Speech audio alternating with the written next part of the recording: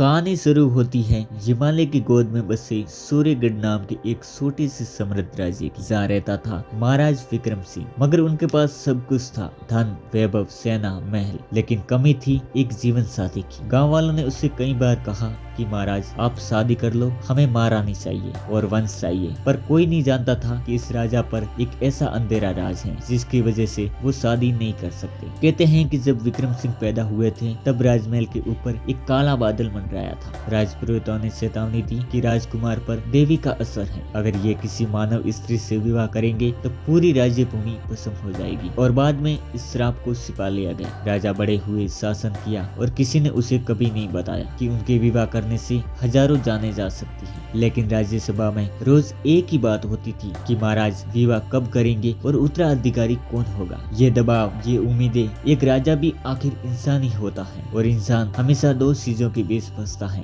जिम्मेदारी और डर। विक्रम सिंह अब दो राहों पर खड़े थे, एक तरफ राज्य और दूसरी तरफ वह श्राप, जिसकी वजह से वह किसी स्त्री को अपने पास नहीं लाना चाहते। एक दिन राजा ने घोषणा की कि मैं विवाह करूंगा, लेकिन इंसान से नहीं। सब शौक गए, किसी को समझ में नहीं आया कि इसका मतलब क्या था। और कुछ दिनों के बाद राजमहल में शादी की तैयारियां हुई। ढोल, नगाड़े, फूल बरसे, लेकिन दुल्हन कौन थी? एक मोरनी, एक असली और जीवित मोरनी। पूरा राज्य पागल हो गया। लोग कहने लगे कि महाराज को क्या हो गया, ये कैसा विवाह है। लेकिन राजा ने बस एक ही बात की कि इसमें मेरी और पूरे राज्य की भलाई है। शादी की रात में राजा ने उस मोरनी को एक निजी कक्ष में ले गए। राज्य में तनाव था, अजीब सा माहौल था। लेकिन अगले ही दिन महल का दरवाजा खुला, लेकिन बाहर आई एक लाजवाब, अद्भुत मानव स्त्री। उसकी खूबसूरती ऐसी थी कि देखकर पूरा राज्य ठहर गया था। राजा ने ऐलान किया, देखो ये है मेरी महारानी। हर कोई हैरान था कि मोरनी कहाँ गई और ये स्त्री कौन है। जब राज्यसभा इकट्ठा हुई तो राजा ने आखिरकार सच बताया, मैंने मोरनी से विवाह इसलिए किया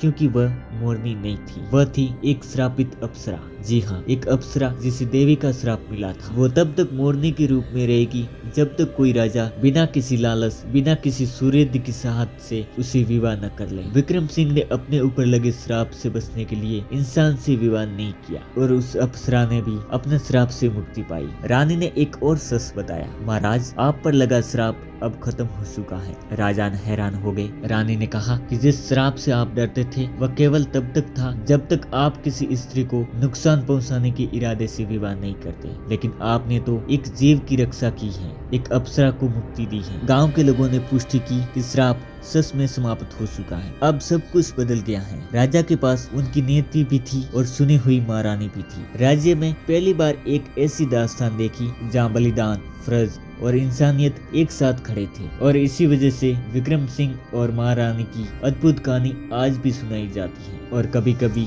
विवाह सिर्फ दो लोगों का ही नहीं होता, बल्कि दो भाग्यों का मिलन भी होता है।